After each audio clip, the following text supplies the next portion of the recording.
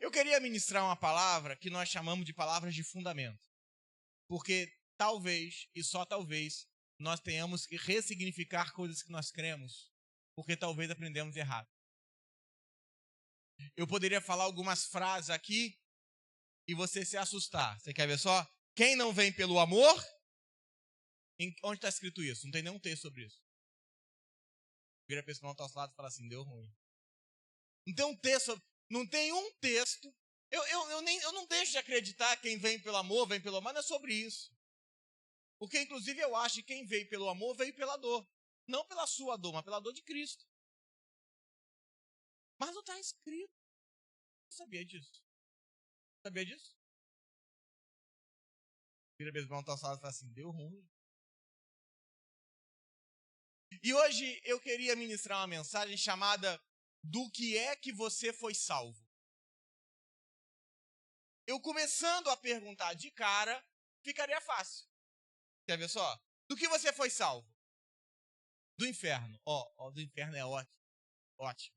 Então você acredita na sua cabeça que Cristo veio morar num corpo chamado Jesus, viveu 33 anos e meio, 3 anos e meio ditos em ministério, vamos chamar assim, morreu numa cruz, ressuscitou e veio morar em nós, porque você diz, já não vivo eu?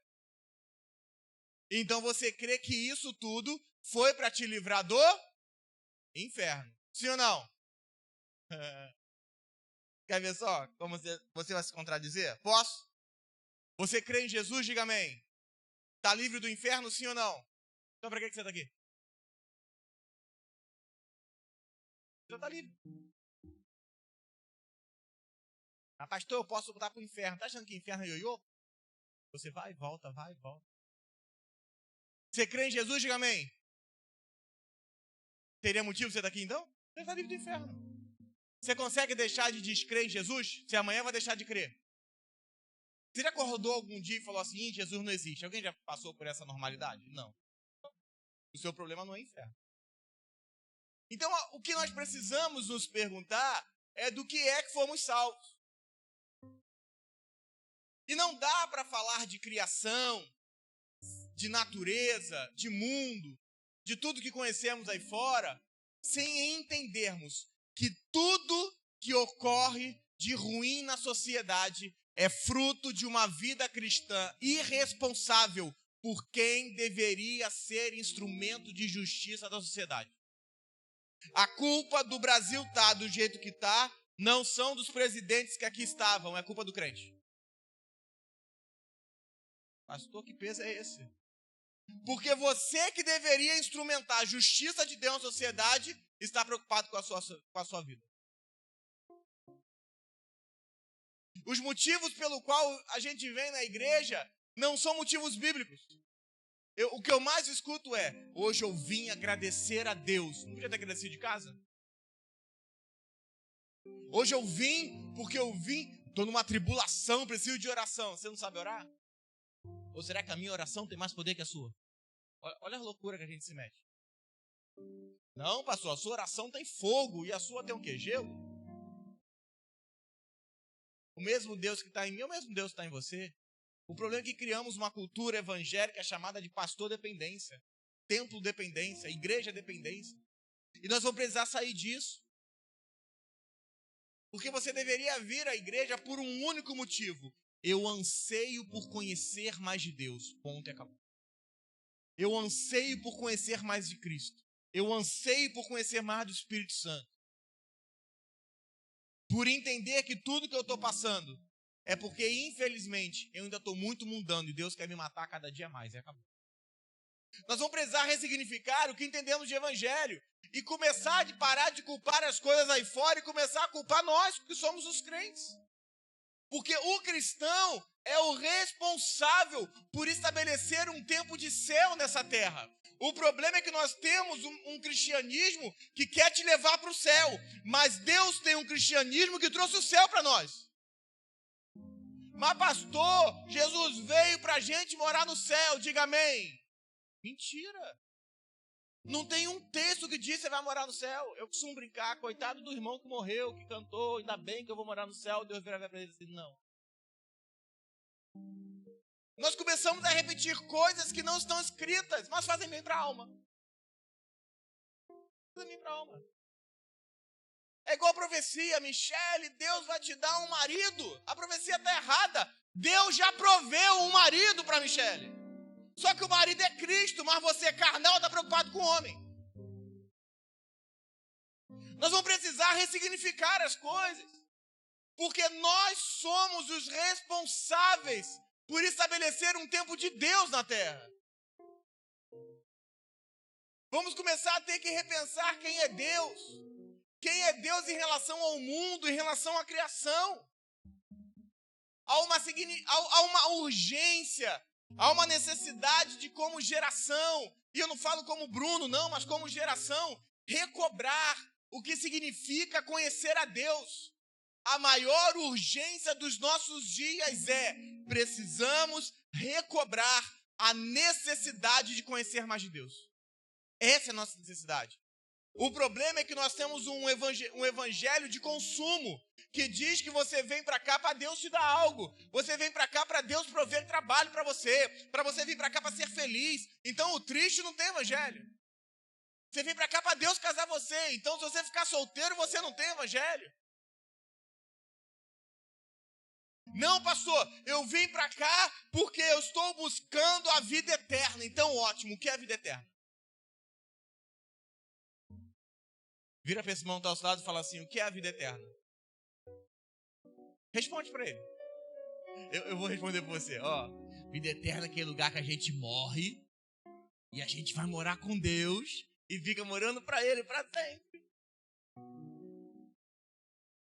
Essa é a sua opinião. E outro esse irmão está ao seu lado e fala assim, então qual é a opinião de Deus sobre vida eterna? Eu sei que até aqui você pode achar que eu estou falando besteira. Mas talvez a partir daqui você comece a me entender. João 17, verso 3. Eu já ia reclamar de vocês que eu não tenho água. Porque agora até lá no recreio eu estou indo pregar sem água. Isso aí é que o pessoal de lá já está querendo me enviar. Que aqui eu sou enviado, entendeu? Eles quando começam a me tratar mal é que eu começo a entender que eu estou na hora de eu sair. Mas agora tem água aqui gelada. É minha mesmo? Não, porque eu tenho até dúvida, né? João 17, você abriu, diga amém. Verso 3. E a vida eterna, fala alto. É esta. Eu gosto da dor na nuca, né?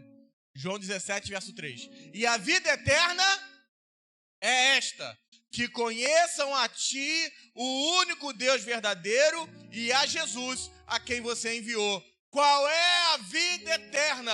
Conhecer mais de Deus e conhecer mais de Jesus. O problema é que de pregar uma vida eterna para um lugar que você tem que ir. Mas a vida eterna é você onde Deus vem morar. Deus vem morar em você para que você conheça em ti mesmo a vida eterna. Então a vida eterna é essa. Para que nós estamos aqui? Para a vida eterna. Para que estamos aqui? Conhecendo mais a vida eterna. Porque o que é vida eterna? Conhecer mais de Deus e conhecer mais de Cristo. Essa é a vida eterna. Vida eterna não é um lugar em que eu morro para ir. Vida eterna é um lugar em que Jesus morreu para me dar. E eu vivo hoje. Qual é o problema? É que a sua futurologia está te fazendo esperar você morrer para viver a vida eterna, quando Jesus morreu para você viver ela hoje. Qual é o nosso problema? É que nós estamos vivendo um tempo presente, quando Deus te deu uma vida eterna. Você está preocupado com amanhã.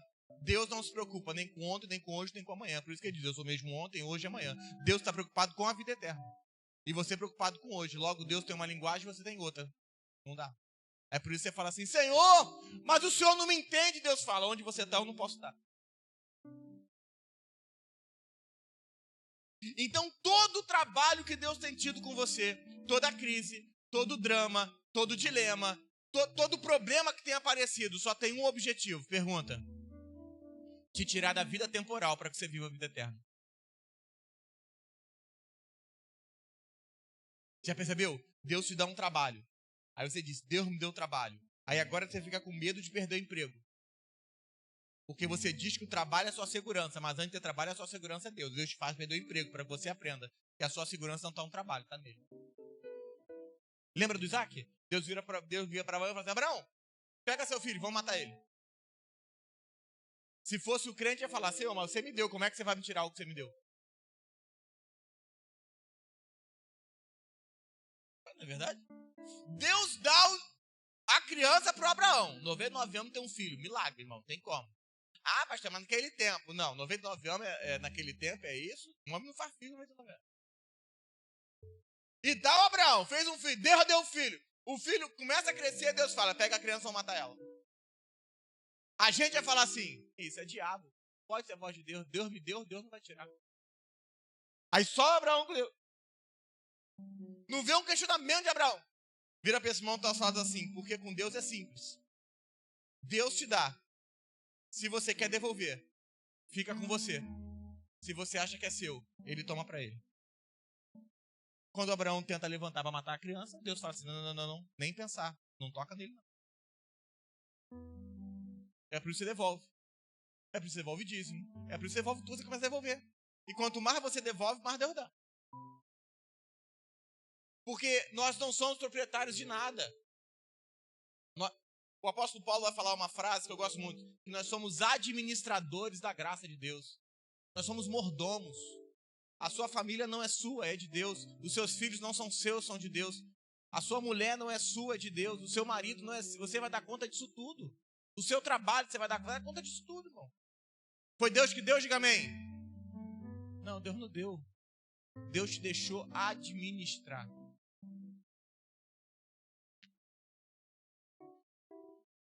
É por isso que o Adão falou.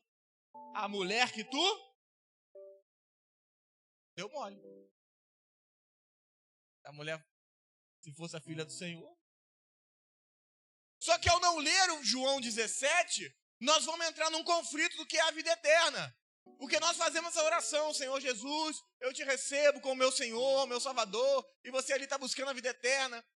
Só que o que é a vida eterna? Se eu perguntasse isso em qualquer círculo de evangélicos, qualquer um, haveria um sem fim de respostas sobre o que é a vida eterna. Até que alguém bíblico respondesse, a vida eterna é esta, que conheçam a Deus e ao Filho de Deus. Vira para esse irmão que está ao seu lado e fala assim, nunca responda por Deus algo que não está na Bíblia. Porque se Deus quer que nós conheçamos dele, está escrito. Nunca fale Deus disse e dê a sua opinião. Dentro de um velório, então, seria o caos. Que alguém falaria, agora ele está gozando a vida eterna. Ou seja, a pessoa morrer para viver a vida eterna. O que é isso? Um povo analfabeto. Biblicamente falando. Porque pregaram um evangelho em que eu tenho que morrer fisicamente para viver a vida eterna. Quando Deus morreu ele, para que eu viva a vida eterna hoje. Vira para esse irmão que está ao seu lado e fala assim, vamos ter que repensar o nosso evangelho. Só há sentido falar que essa pessoa que morreu vai viver a vida eterna se ele permaneceu nesse tempo presente vivendo, conhecendo a Deus. Sabe qual é o problema? E aqui eu começo a pregar. Nós vivemos dias de palestrantes, pregadores irresponsáveis, que falam muito, mas muito pouco do que está escrito na Bíblia. É muito fácil atrair pessoas. É só falar que Deus vai dar isso, Deus vai dar aquilo, Deus vai dar aquilo outro. Uma infinidade de coaching sobre o altar, uma infinidade de pregações de cura interior sobre o altar. Mas cadê Cristo nisso tudo? Falsos ensinos promoveram um cristianismo inútil à vida real do cristão. Inútil. Um cristianismo em que você vem para o domingo para aliviar a sua alma, e não um cristianismo que você vem para cá para morrer, para viver com o Senhor. O objetivo do evangelho não é que você viva bem ou que você viva mal. O objetivo do evangelho é acabar com a sua vida para que só Cristo seja visto. E eu não estou dizendo acabar com a sua vida que Deus quer acabar. Não, é porque Deus quer acabar com as suas vontades, seus desejos, seus sonhos, seus objetivos, para que você viva os sonhos dele. Qual é o problema? É que a gente acha que Deus quer realizar os nossos sonhos, Quem nunca ouviu uma oração assim em aniversário? Que Deus realize os desejos do seu assinado Satanás. É duro, mas é a realidade. Se Deus realizasse 5% do desejo do seu coração, você estava casado com um vagabundo. Você não tinha a família que você tem hoje. Você tinha se perdido. Você estava igual às suas amigas que estão em depressão, com crise de ansiedade, se matando. Eu estou mentindo? Porque Deus não matou um filho para realizar o desejo do seu coração. Deus não é maluco. Qual é o problema? É que há um falso evangelho. Deus não quer que você viva bem e nem que você viva mal. Deus quer que você viva a vida de Cristo. Isso é evangelho. Qual é o problema? É que a sua alma caída quer escutar. Deus vai fazer tudo pela sua vida. Deus vai mudar as pessoas. Deus vai enviar uma pessoa no seu caminho. Deus não vai fazer nada disso. Deus já fez tudo. Pegou um filho, matou um filho, para que você viva uma vida responsável, externando a vida de Cristo na terra. Isso é evangelho. Mas nada é evangelho. Mas pastor, a gente vai fora, a gente escuta tanta coisa. Toma cuidado, porque o tanta coisa não é evangelho. Mas pastor, tem versículo bíblico. Se Jesus fosse crente, tinha caído. Porque Satanás usou versículo bíblico. Toma cuidado. Quem responde a Bíblia é a Bíblia. E mais nada. O problema é que um falso ensino fez com que o cristão vivesse uma vida inútil para Deus na terra. Uma vida inútil que você não fale de Cristo, você não viva Cristo, mas que você viva os seus desejos. Eu sou desviado de segunda a sábado, mas domingo eu vou para a igreja. E eu não estou dizendo desviado, o cara que está usando droga. Não, desviado daquilo que Deus quer da sua vida. Entenda e me perdoe se você está visitando hoje, você veio num dia péssimo. A sua vida é para Deus, é morte. Jesus disse, eu sou o caminho, a verdade. Jesus não disse que tinha uma vida para te dar. Ele disse que era a vida.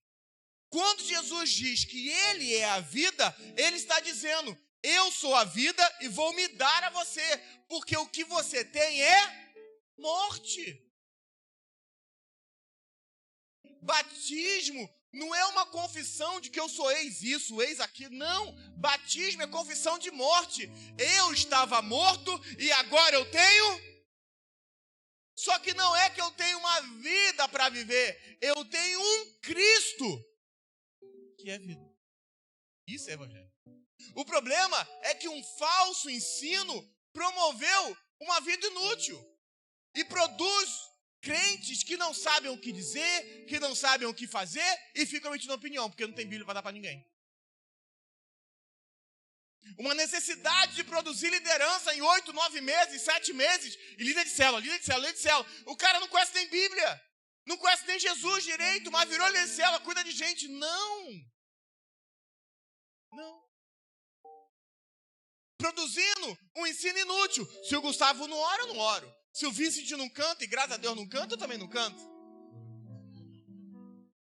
Viciados numa vida espiritual. Se alguém não se mobiliza, eu não faço porque alguém não fez. Porque não assumir a responsabilidade de um Cristo dentro. A responsabilidade está no irmãozinho do lado. Se não tem círculo de oração de madrugada, não preciso orar. Se a Michele não marcou o evangelho essa semana, não preciso fazer. Se a Duda não fala que eu tenho que orar hoje, não vou acordar para orar. Viciados numa vida espiritual que precisa ser manipulada por pessoas, porque essa vida espiritual está ligada à alma, e essa alma infelizmente está dizendo, eu mando em você, mas uma hora ela tem que morrer. O problema é que Deus te deu um espírito para Ele governar a sua vida, mas a sua vida aqui para Deus é morte, que é governar esse espírito, não tem possibilidade nenhuma. É por isso que vem vento, tribulação, problemas. É para Deus falar, vamos ver quem manda. Vira para esse irmão que está ao seu lado e fala assim: não entra numa queda de braço com Deus. Não é que você vai perder, não. Você já perdeu. E como Deus diz, se o seu braço direito te faz pecar, ele fala. Falsos mestres, falsos pastores, falsos pregadores, e é constrangedor falar um falso evangelho, focados no bem-estar do homem. Sabe qual é o problema? É que só existe isso porque há um grande público consumidor disso. Eu repito. O evangelho não está focado no bem-estar do homem. É por isso que tem gente que não dizima. Porque você acha que você vai dizimar e vai te faltar alguma coisa. Você está focado no seu bem-estar, você não tem evangelho. Pastor, e falar nisso, cadê a dízimo e oferta? Não, a gente faz. Descansa. E nem estou tirando agora não, fica tranquilo. Focados no bem-estar humano. Só que, infelizmente, só existe gente falando para isso. Porque existe um público para consumir. Por que está cheio de McDonald's? Porque eu pensei que gosta de Big Mac. Por que agora tem um monte de cafeteria para o Rio de Janeiro? Porque nunca se tomou tanto café no Rio de Janeiro. Simples. Por que é mercado? Porque é gente para consumir. Perdoa o que eu vou falar? Mas o sistema de drogas no Rio de Janeiro não existe porque há traficante. Só existe porque há consumidores.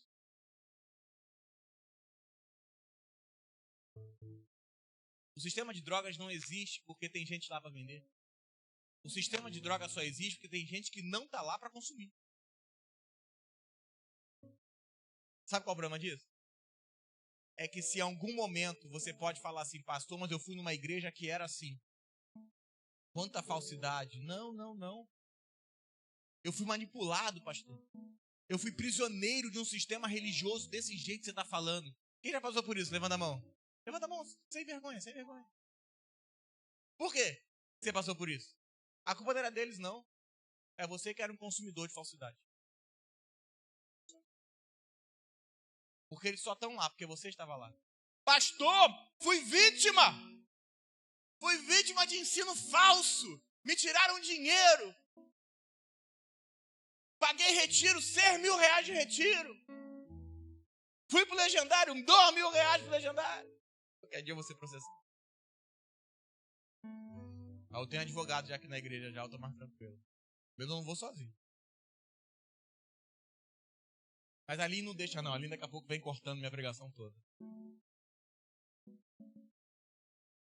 Não, você não há vítimas, você era um consumidor de falsidade e acabou. Porque sem consumo não há mercado, não existe inocentes. Eu não sabia, eu não aprendi. Você tem uma Bíblia, você sabe ler? Você sabe orar? Me perdoa, você era consumidor de um falso evangelho. Pastor, você não sabe, só caio na mão de crápulas. Não, a culpa deles não é sua. Você que é um consumidor de crápulas. Pastor, eu só fico com gente fofoqueira. A culpa não é deles, não, é sua. Você que é um consumidor de fofoca. Pare de responsabilizar os outros, responsabilize você. Por que sua casa está do jeito que está? Assuma a responsabilidade da sua casa. Ó, tá ruim, a culpa é minha. O que eu vou fazer? O que tem que melhorar? Onde tem que orar? Onde tem que ler? O que eu tenho que fazer? Jesus define a vida eterna. E no inglês ficaria mais bonito para quem fala inglês.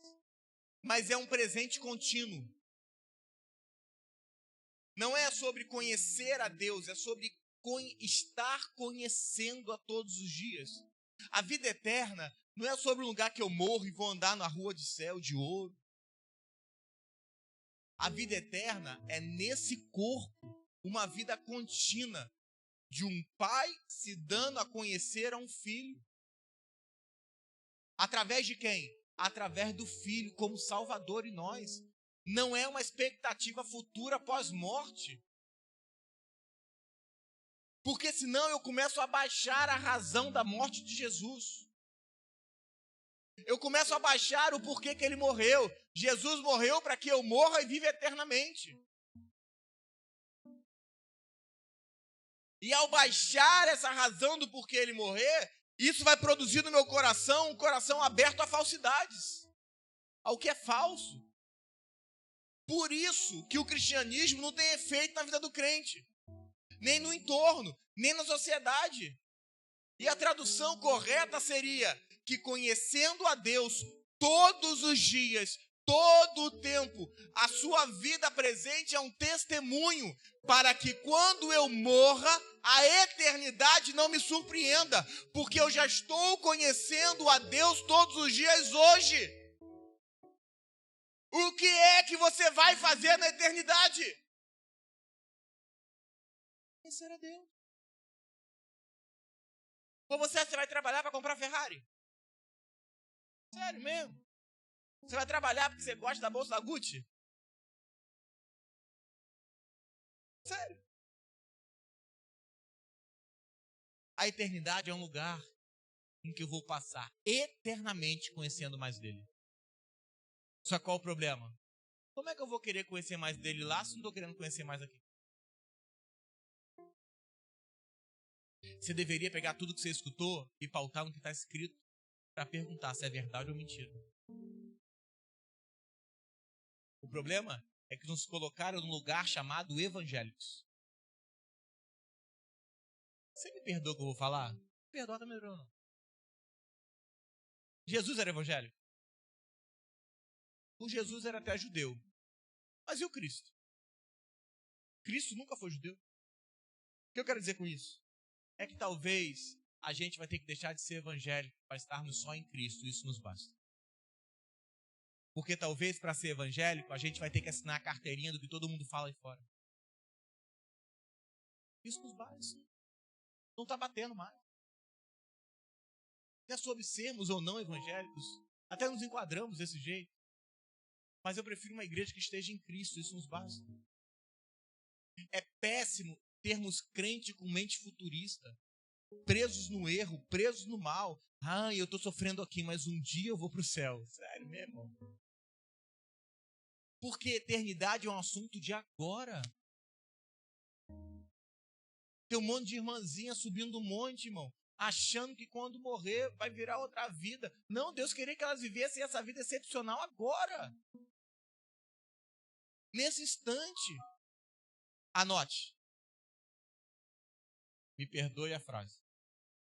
A postergação da eternidade é a raiz da mediocridade da vida cristã hoje em dia.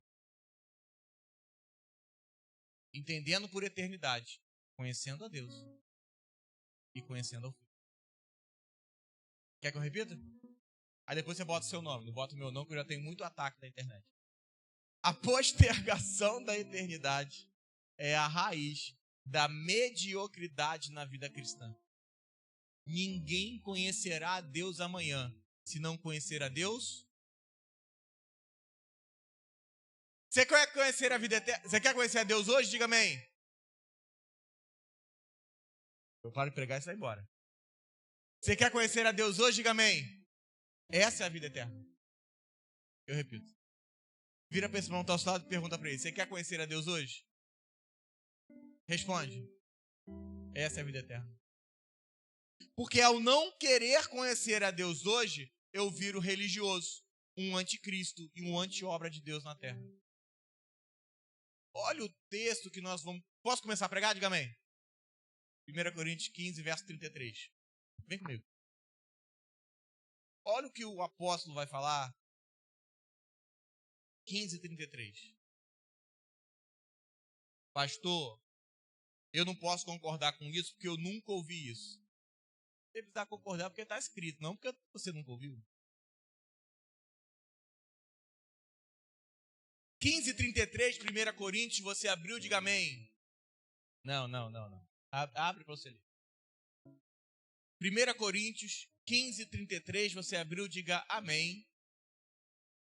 Não vos enganeis, as más conversações corrompem os bons costumes.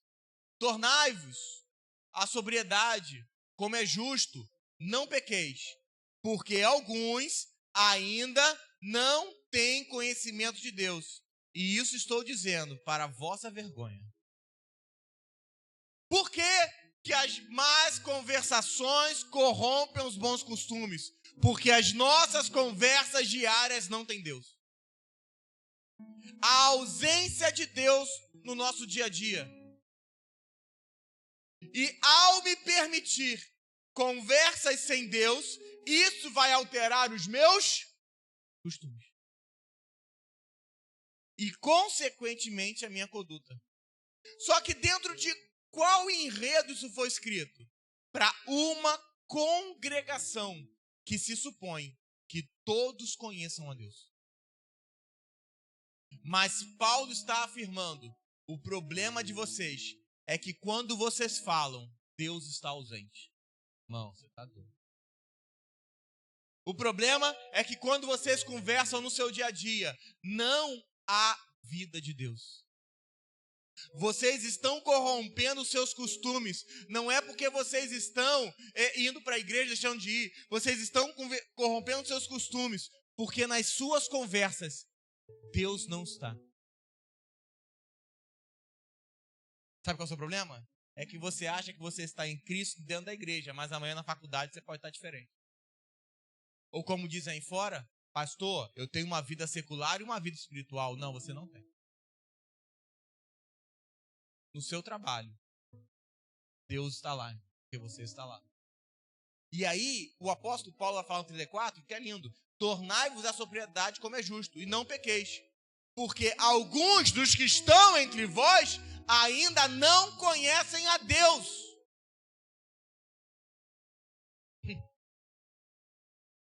É por isso que você tem que tomar cuidado com o que você fala. Porque talvez esse irmão que está do seu lado aí, talvez você subentende que ele conheça a Deus, mas ele não conhece. Quem já fez gabinete comigo sabe. Eu geralmente levo 10 minutos no gabinete. 10. Porque você quer bater bate-papo, manda no WhatsApp. Mas por quê? Porque se depois de 10 minutos Deus não está na sua fala, eu não continuo falando. Por quê? Porque se eu continuar ouvindo algo sem Deus, vai me corromper. Eu fico 5, 10 minutos falando com uma pessoa. Vamos trocar uma ideia? Vamos.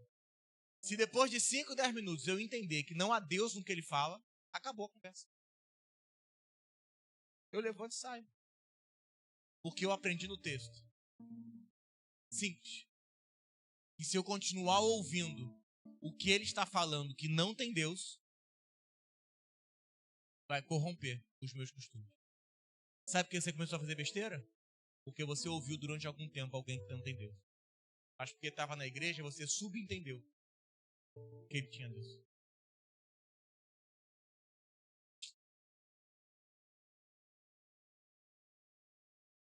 Falas produzem costumes sem Deus. O que você ouve vai produzir um costume sem Deus na sua vida. Anote onde você quiser. Toda conversa define seu modo de vida.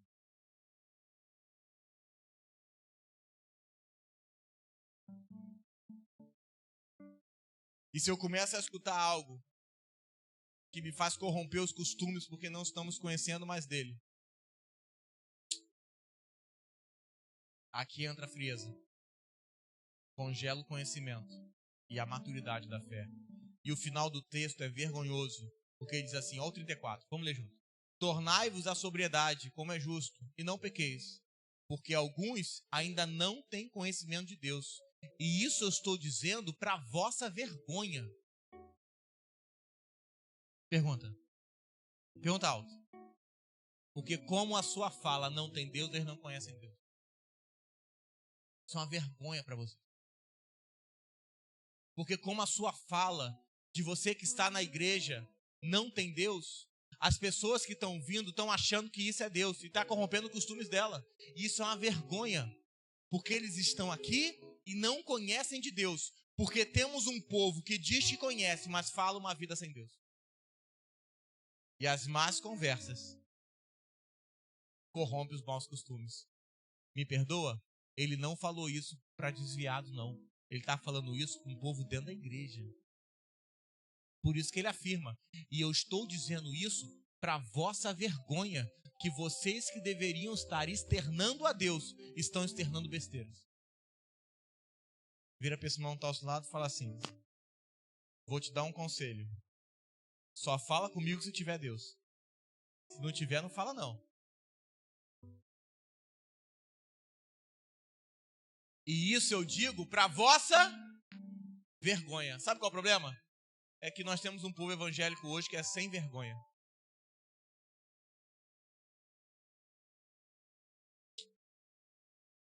É tempo de se levantar uma geração, e eu falo como geração mesmo, não como pessoa, que queira conhecer a Deus todos os dias, a todo tempo.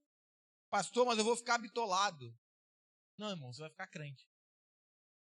Não a vida secular. Eu não estou dizendo que Deus não vai te dar uma empresa, que Deus não levantou um trabalho. Eu não estou dizendo nada disso. Se está no plano de Deus, Ele vai fazer tudo. Está feito já. Mas é tempo que você entenda que você precisa conhecer a Deus todos os dias. Olha o que diz Romanos 1, verso 16. Vamos lá comigo.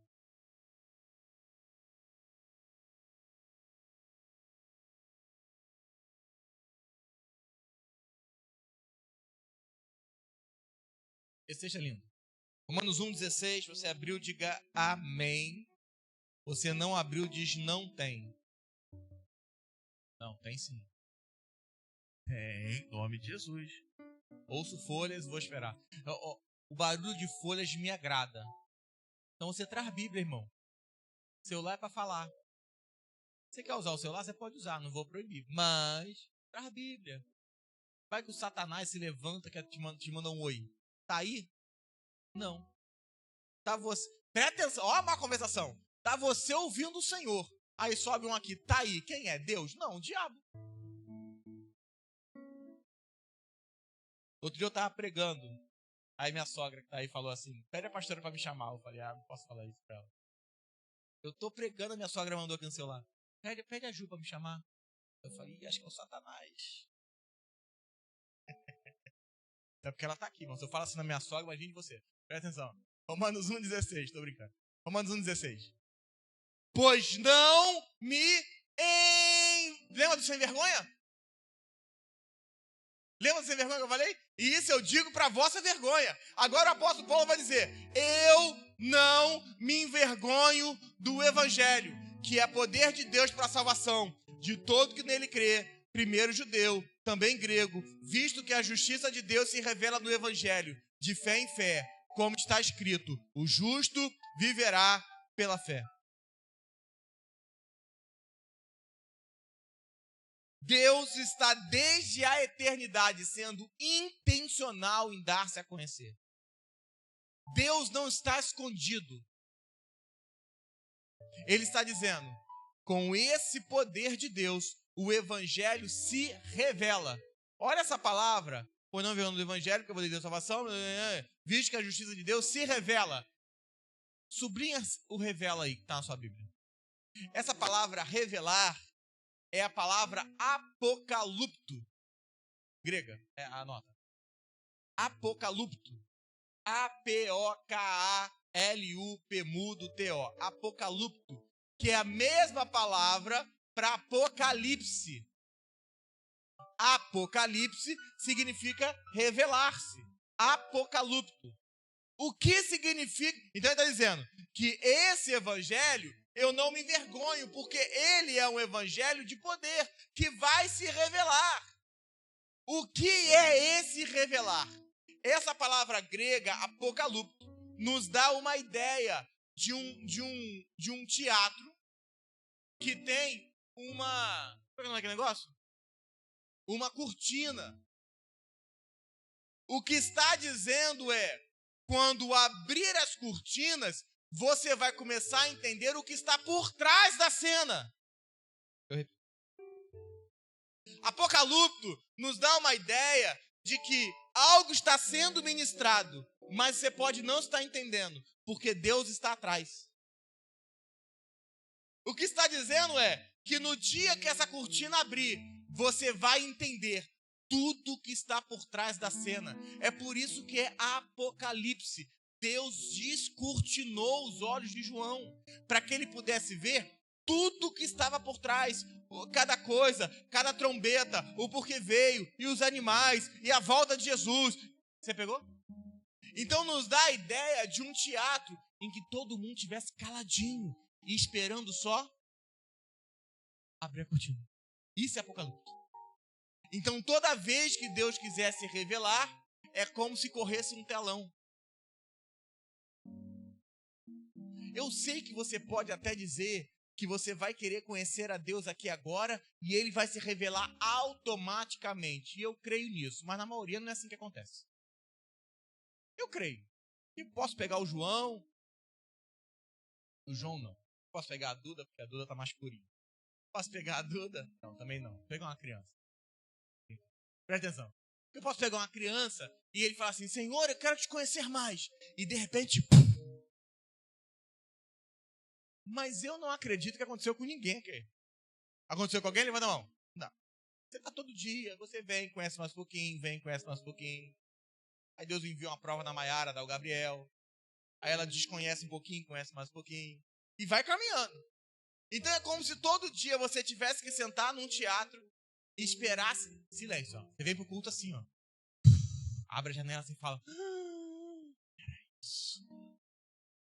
Por quê? Dá nessa sensação? A sensação de que Deus revelou algo que você não conhecia.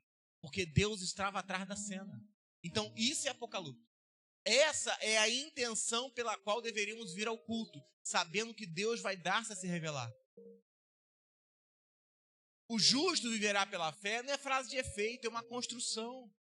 É que Deus, o evangelho de Deus é poder. E esse poder do evangelho sujeita nós que pregamos a que Deus abra um telão. E entendamos do lado certo o que é evangelho. Porque quando Deus abre o telão, nós começamos a ver do lado de Deus. Porque quando eu digo que Deus me salvou para me livrar do inferno, eu estou à frente da cena, não por trás da cena. Quando eu digo que Deus me salvou para me abençoar, é porque essa cortina não abriu. É uma brincadeira que eu fiz num retiro. O que é a cruz para você? Aí começaram a falar, a cruz é poder de Deus. E a cruz é onde eu me salvei. A cruz é onde ele levou meus pecados. A cruz é onde eu fui remido. A cruz é onde eu fui salvo. Isso não é verdade, mas a pergunta é, o que é a cruz para Deus? A cruz é o lugar onde ele matou um filho. Você pegou a perspectiva diferente? A questão é, você vai ficar com a sua opinião ou com a opinião dele? Nós precisamos rever o nosso evangelho, porque talvez o nosso evangelho não é o evangelho dele. Então a pergunta é, esse poder de Deus, ele está se manifestando para quê? Para que eu fique pulando igual maluco dentro de uma igreja? E nada contra quem pula. Ficou ruim, ninguém mais pula aqui. Nada contra pegar alguém e o cara fica o dia inteiro, irmão, e tudo bem. Eu entendo isso e não ligo para isso. Mas será que isso é poder? Ou será que o poder é que se abra um telão para que eu possa conhecer a Deus diante de um cenário que eu não conseguia ver? Você acha que Deus quer dar poder para a igreja ficar rodopiando? Você acha que Deus quer dar poder para que pessoas sejam curadas? E nada contra isso, entenda. Eu creio que pessoas são curadas aqui, pessoas são curadas, nada contra isso, mas entenda. O poder de Deus está baseado em que se abra um telão e eu consiga ver por trás da cena o que está atrás do telão.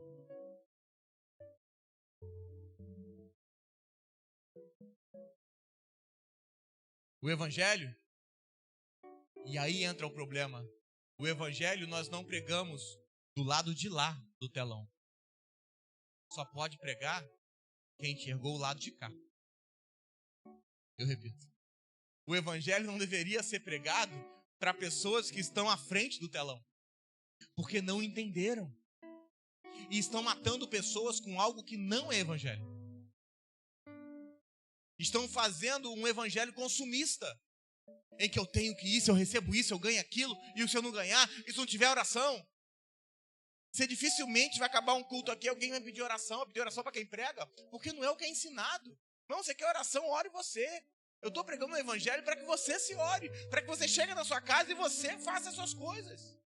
E não para que eu tenha que ir lá apontar coisas. Porque esse evangelho do lado errado está me levando a um evangelho imaturo. Mas se eu começo a pregar do lado certo,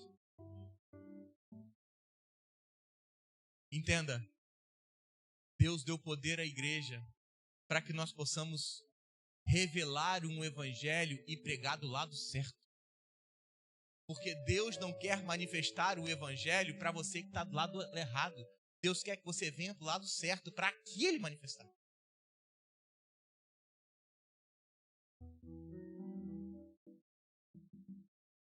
Então, Paulo está falando que o evangelho que ele prega em Romanos 1,18, vou ler de novo não, ele é poder de Deus. Mas entenda, o apóstolo Paulo entendeu que Deus é justo, mas que essa justiça não vai se revelar em quem não entender a ira de Deus. Eu sei que vai soar ofensivo, mas nem paz, nem santidade, nem amor, nem nada podem fazer Deus se mostrar plenamente para você, se primeiro você não enxergar a ira de Deus. E eu não estou dizendo que Deus vai depositar a ira dele sobre a sua vida, só que precisamos entender. O que eu vejo hoje, e me perdoe se você está visitando a gente, mas é uma ausência de temor de Deus num mundo que zomba de Deus. E daqueles que pregam o evangelho fazem parecer que Deus é ridículo. No âmbito que você vive, você pode falar abertamente de Deus? Na empresa que você trabalha, alguém sabe que você é cristão? E seus clientes, sabem? Posso? Posso? Posso? Você sabe qual é a razão que não manejamos o nível de poder que Paulo manejava? Porque Paulo não se envergonhava do evangelho. Mas pastor, eu não me envergonho do evangelho. Mas você convive com alguém muito tempo e ele não sabe nem que você é portador dessa vida, você tem um evangelho que você se envergonha dele. Se você convive com pessoas e as pessoas não sabem que você porta a vida de Deus, você tem um evangelho que você se envergonha dele. Porque não é possível falar 10 minutos com um portador de vida e ele não se portar como Deus estando ali. Não tem como. A linguagem é outra, a fala é outra. Alexandre fez isso hoje lá no culto, lá do Recreio. Ele levou 4 clientes. Ele foi fazer o cabelo de alguém que não tinha cabelo. Ele foi fazer a barba de um rapaz, acredito eu. Quando estava fazendo, começou a falar, levou a pessoa para o culto. Irmão, eu não estou dizendo que você é o melhor, que você é o pior, que você sabe muito ou sabe pouco, mas é impossível. Eu não estou dizendo que você está maduro ou imaturo, nada disso. Só que é impossível você portar essa vida e as pessoas não saberem. Não tem como.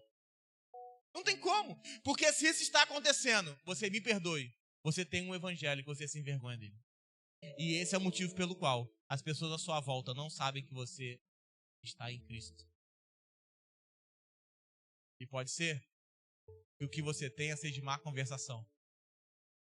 E por isso o apóstolo Paulo vai dizer, e eu digo isso para vergonha. Porque você que porta a vida, não instrumentaliza a vida. E eu volto à frase que eu falei no início. Esse é o motivo pela qual a sociedade está do jeito que está. Envergonhar não está no português literal. Envergonhar está no fato de eu não falar todas as palavras que eu queira. Anote. Não digo tudo o que quero por causa da mediocridade que há em mim.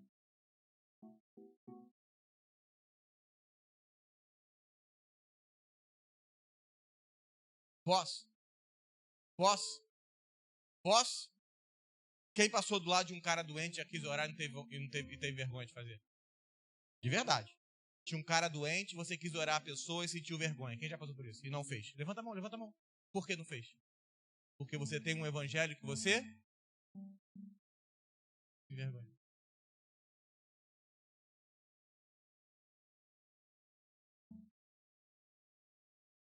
É tempo de começarmos a ter um evangelho pelo qual não nos vergonhamos. Paulo ensina como evangelho que para ele não havia vergonha, e sim demonstração de poder. É interessante que o versículo 18, Romanos 1:18, vai dizer assim, leia comigo. E preste atenção para onde nós estamos rumando. A ira de Deus se revela do céu contra toda impiedade e perversão dos homens que detêm a verdade pela injustiça. Lembrando que isso aqui é Novo Testamento. No original, é grego. E em português não tem muita noção disso, mas a primeira palavra desse versículo é ira. O que significa isso? É que todo versículo fala de ira. Porque se eu ler um pouco, eu vou achar que esse versículo se fala sobre revelação do céu. Mas o texto está dizendo que a ira de Deus vai se revelar do céu. Então toda a ideia que temos é que existe uma ira que vai se revelar. Então, o evangelho, presta atenção, é poder de Deus. Quando eu, em Cristo, tenho uma claridade do que é a ira de Deus. Qual o problema? É que nós começamos um evangelho que nos disseram que Deus é amor. E não começamos um evangelho com um Deus de ira. Logo, todo o evangelho ficou mimoso, filosófico e debilóide. Porque eu ouvi um evangelho que Deus veio me prosperar. Eu ouvi um evangelho que Deus veio arrumar um casamento para mim, como se Deus fosse casamenteiro. Eu ouvi um evangelho que Deus vai me dar uma família. Isso vai construindo um mundo de decepções. Porque como isso não é evangelho, como isso não ocorre, Deus é mentiroso.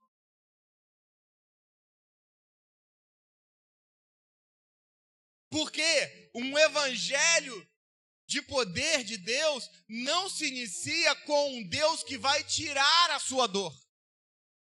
Um evangelho que se torna poder começa com um entendimento que Deus, como programa de salvação, tem uma ira que, infelizmente, como cristãos, nunca ouvimos falar.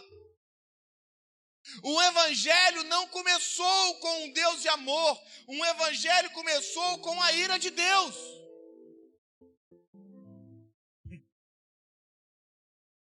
Só que ao não conhecer a ira de Deus, eu me movo de qualquer jeito, vivendo como eu quero, nas coisas do reino. Vou quando tenho tempo, e não tenho tempo, não tem problema.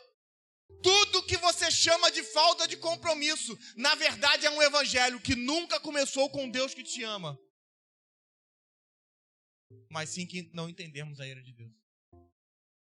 Toda falta de compromisso é porque eu creio que o meu evangelho começa com Deus me ama e não com Deus se irou.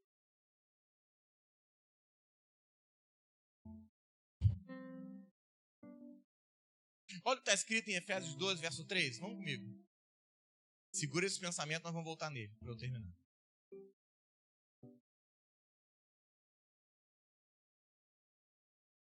Você sabe como Deus te chama? Pergunta esse irmão do outro lado e fala assim: sabe como Deus te chamava antes de você ser salvo? Filho da ira. Não, pastor, isso está errado. Não tem problema, vamos ler o texto. Efésios 12, verso 3, você abriu, diga amém. Entre os quais também todos andávamos outrora, segundo a inclinação da nossa carne, fazendo a vontade da carne e dos pensamentos. E éramos, por natureza, filhos da? Como também dos demais. Mas Deus, sendo rico em misericórdia, por causa do grande amor que nos amou. Mas nós éramos filhos da?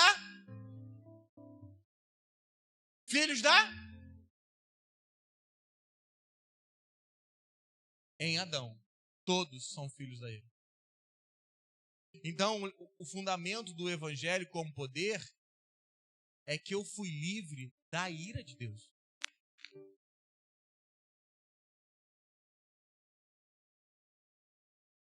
Presta atenção. Eu sei que você foi livre do inferno. Eu não estou pregando contra isso.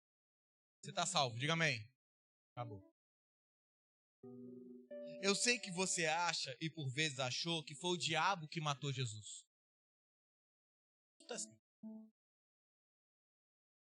A cruz de Jesus é onde Deus despejou toda a ira toda a ira dele sobre Cristo. A ira que estava para ir sobre você veio sobre Jesus. Quando Jesus vai dizer: afaste de mim esse cálice, toda angústia, isso está envolvido com a ira de Deus. O que veio sobre Jesus foi a ira. Você tem noção de que toda a ira da humanidade estava sobre Cristo? Toda a ira que Deus tinha colocado para ir sobre a humanidade, Deus colocou sobre Jesus? Você não sabe o que é isso? O problema é que nos ensinaram que o nosso evangelho está com base no amor. Mas o amor só veio porque Deus nos livrou da ira dele. Porque Deus não conseguiria nos colocar nesse amor se nós não fôssemos livres da ira. É por isso que vivemos uma vida irresponsável, porque temos uma vida baseada em amor, porque no dia que conseguimos olhar para Jesus, para a ira que estava sobre ele, nunca mais você ousa pensar besteira. Sabe qual é o seu problema? É que a ira veio sobre ele e você pouco se importa com ela. E eu não estou dizendo isso porque ela pode vir sobre você, não. Mas é impossível enxergar a ira que estava sobre ele e querer continuar vivendo uma vida irresponsável. É impossível. Não tem como. Porque qualquer que escute sobre isso vai falar: eu me rendo. Eu não quero mais desse jeito. Eu preciso aprender as coisas. O problema é que nos ensinaram um evangelho de qualquer coisa para alegar sua alma. Olha o que o apóstolo Paulo vai dizer em Filipenses 3, verso 19. Olha o texto. Olha o que Paulo vai dizer. 3,19. Sobre pessoas que pregam que Paulo vai chamar de inimigos da cruz. Vamos ler o 17. Filipenses 3,17, você abriu, diga amém. Irmãos, sejam meus imitadores. Observai como andam, segundo o modelo que tendes em nós. Pois muitos andam entre vós, dos quais repetidas vezes eu vos dizia, agora vos digo até chorando, que eles são inimigos da cruz. O destino deles é a perdição, o Deus deles é o ventre deles, e a glória de Deus está dele, e a glória deles está na sua infâmia, visto que eles só se preocupam com coisas terrenas. Deus diz, eles estão pregando um evangelho para vocês, que eu estou falando chorando, que um evangelho só se preocupa com coisas da terra. Estou dizendo, o Deus dele é o ventre deles. Eu estou afirmando, eles só estão preocupados em encher o bolso deles. Eles não se preocupam se você conhece a Cristo ou não. Dando dinheiro está ótimo. É por isso que é culto de empresário. É por isso que é dinheiro para cá, dinheiro para lá, dinheiro para cá, dinheiro para lá. O tempo todo. O problema é o ventre.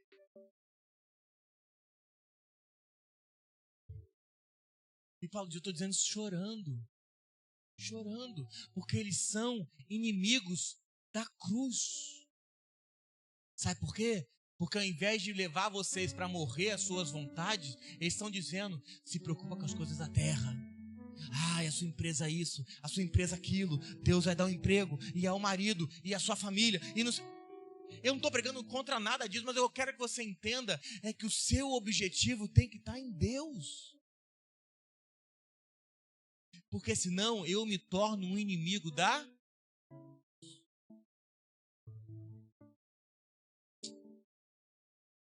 De onde vem a autoridade que estava sobre Jesus?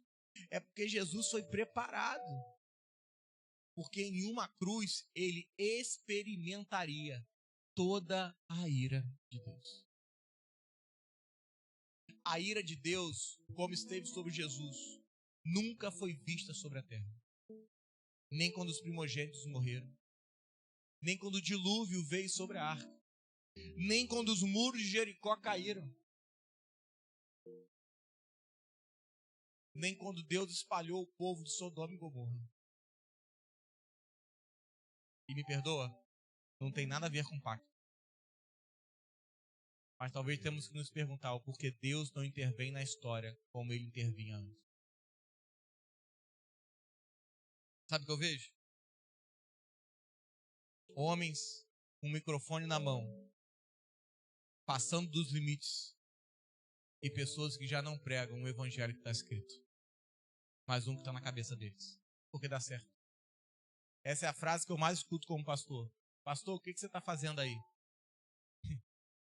Pregando o evangelho. Não, mas qual a estratégia você está usando? Nenhuma. Mas qual o modelo que você usa? Nenhum. Mas o que você está fazendo? Nada.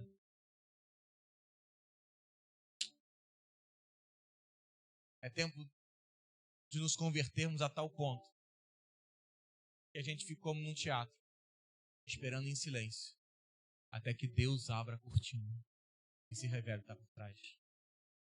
Porque acredite, ao não ver essa ira que veio sobre Jesus, e eu não estou dizendo que ela vai vir sobre você, amém? Para que você não confunda as coisas.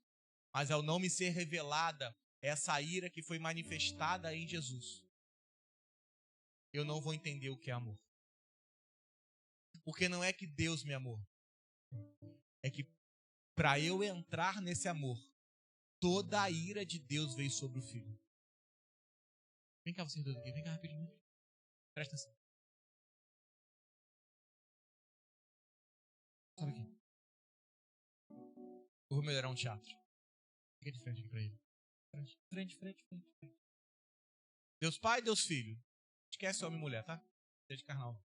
Deus Pai, Deus Filho. O que Deus fez comigo foi me meter nesse amor. Não é que Deus me ama. É que Deus ama o Filho e me coloca no Filho. E eu começo a absorver esse amor. Esse amor que é imutável. O amor entre um pai e um filho. Esse amor, eles não mentem, eles têm sentimentos diferentes de nós. Ok? Mas entenda, para Deus ter me colocado nesse amor, só houve uma possibilidade.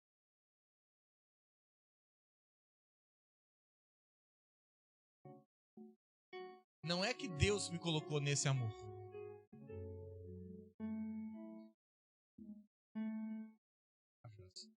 É que Deus despejou toda a ira de Deus sobre o Filho.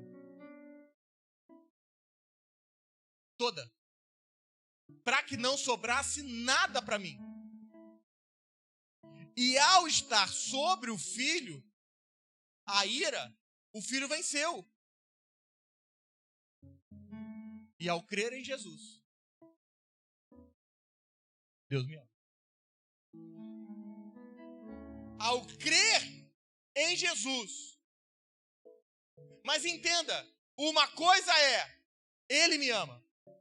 Outra coisa é, toda a ira foi despejada sobre Ele, para que eu pudesse gozar desse amor. Porque nesse evangelho do Ele me ama, você vive como você quer.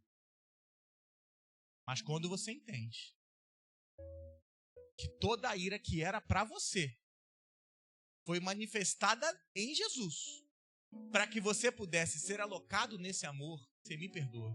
Se esse evangelho produzir irresponsáveis,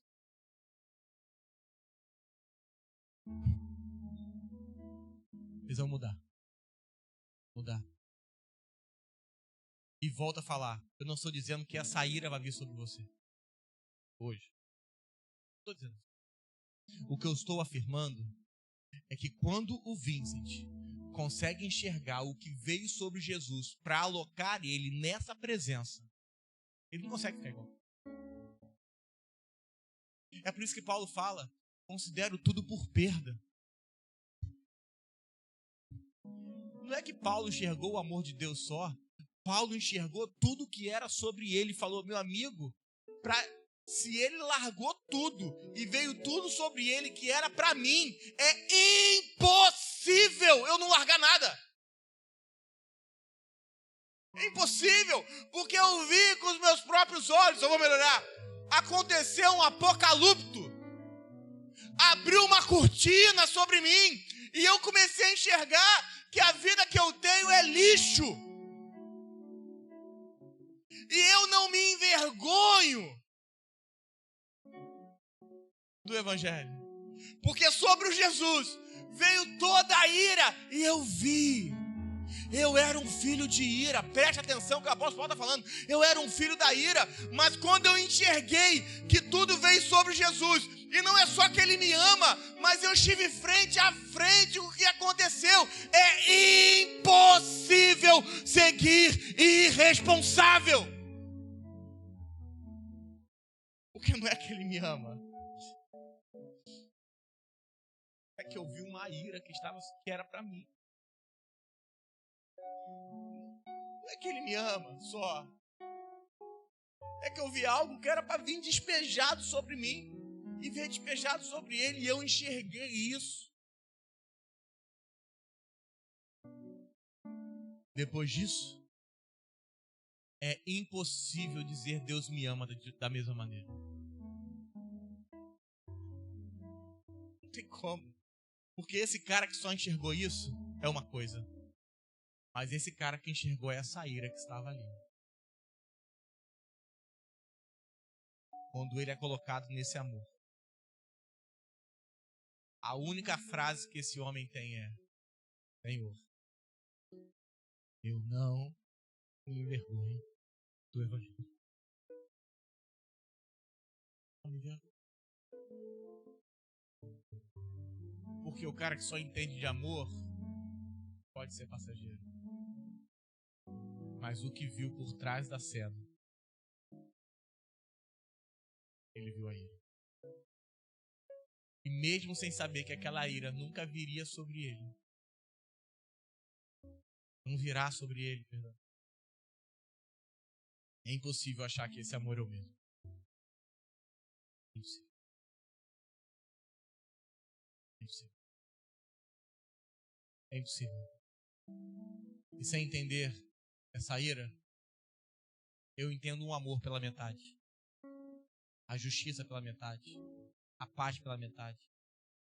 Eu acharia que essas coisas vieram por outros motivos. Sabe por que você tem paz? Porque sobre Jesus estava a ira. Sabe por que você é justo? Porque sobre Jesus estava a ira de Deus. Sabe por que você goza do amor de Deus? Porque sobre Jesus estava a ira de Deus. E se eu não entender isso, eu vou achar que ele morreu por outros motivos. Jesus naquela cruz conheceu toda a expressão da ira de Deus. E isso é constrangedor. Me perdoa o que eu vou dizer, e eu estou abrindo meu coração para você. Ao entender sobre a ira, nasce um sentimento que eu não quero desagradar a ele. Ao entender essa ira que veio sobre Jesus na sua essência, brota um sentimento que eu não quero desagradá-lo. E não é porque algo vai me acontecer. É porque algo aconteceu comigo.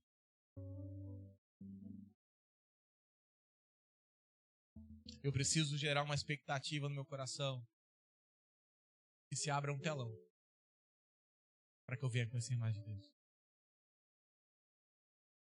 Posso? Na ira de Deus. Na ira, Deus expressa em sua totalidade o porquê Jesus salvou a humanidade. Ao entender a ira, louvor pode subir? Eu com certeza não quero mais pecar. Não estou dizendo que não peque. Pegou? Eu não quero mais. Porque a ira de Deus me foi descortinada. E eu vi que ela veio sobre Jesus. E mesmo que nada me ocorra, eu não quero desagradá-la. Por que eu preciso fugir do pecado? Por que eu preciso fugir do falso evangelho? Veja que minha alma queira. Porque a ira veio sobre Jesus. E a certeza que eu vou viver é que ele não morreu em vão. Posso. Ao querer pecar, ao desagradar a Deus, é como se eu falasse para o Senhor: na minha vida, o Senhor morreu em vão. Porque aquela ira que veio sobre ele, que era para mim, eu nem ligo para isso. Você tem noção do quão forte isso é? Do quão constrangedor isso deveria ser para mim e para você? Ao ver a ira, nasce um sentimento de responsabilidade de falar: eu não quero desagradá-lo, Senhor. Eu não vou. E se eu tenha feito, preciso me abrir.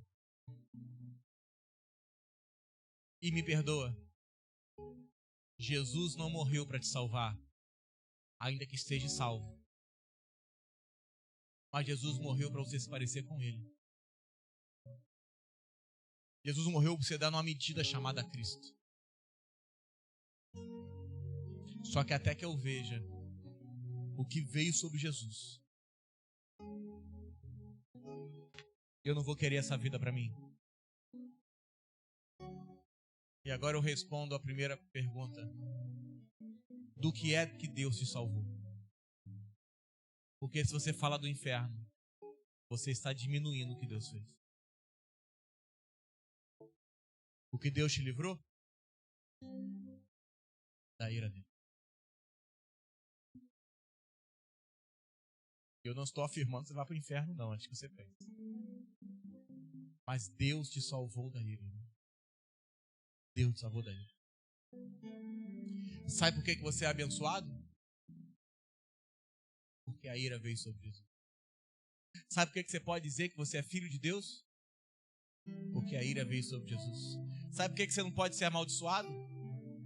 Porque a ira veio sobre Jesus. Sabe por que o amor te alcançou? Porque a ira veio sobre Jesus. Sabe por que você não pode ir para o inferno? Porque a ira veio sobre Jesus. Sabe por que as bênçãos correm atrás de você? Porque a ira veio sobre Jesus. Sabe por que o amor te encontrou? Porque a ira veio sobre Jesus. O problema é que toda vez que eu vivo a vida como eu quero, eu banalizo a ira que veio sobre Jesus. É preciso termos responsabilidade a partir de hoje. Porque se tem uma coisa que o Evangelho provoca, é responsabilidade. Posso? Posso? Porque Deus, vou ressignificar um versículo.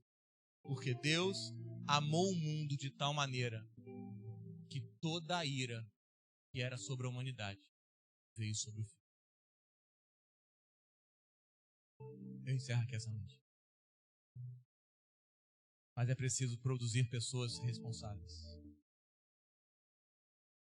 Vira para esse irmão ao seu lado e fala assim: ele não morreu em vão.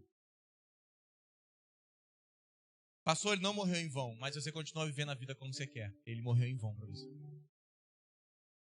Mas pastor, Deus não me ama. Eu não falei isso. Só que são dias de você parar de viver o Evangelho como você quer. Entrega tudo. É dia de se render. Vira para esse irmão que está ao seu lado e fala assim: será que é errado nós dizermos que somos irresponsáveis em boa parte do nosso dia? E esse é o motivo que temos um Evangelho que nos envergonhamos. Porque se você enxergar a ira hoje, essa é a vida de um pastor. Porque ao olhar o João, vou falar do João que está aqui há muito tempo, fica mais fácil. E toda vez que se eu ver o João pecar, o meu sentimento não é Deus vai levar ele para o inferno. O meu sentimento é o João não entendeu a ira que estava sobre Jesus. E não virou responsável.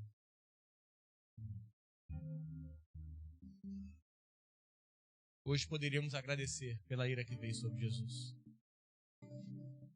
Mas eu prefiro nos responsabilizarmos. São dias de sairmos aqui responsáveis. Responsáveis. Eu não quero saber o que você fez. Eu só tenho certeza que você fez porque não entendeu a ira de Deus. Porque hoje você abriu um telão. E o convite é: de que lado do telão você quer ouvir o Evangelho? Do lado que Deus está? Ou do lado que você consegue viver a sua vida? Essa é uma escolha. Hoje é uma noite de responsabilidades. E eu vim aqui para te responsabilizar. Porque depois que ouviu, enganado não tem ninguém. Não importa o que falem sobre você. Se você viu a ira, é impossível sair daqui do mesmo jeito. Impossível.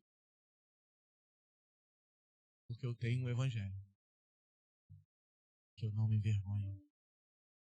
Mas se não vê a ira, essa frase nunca será dita. Fique de pé.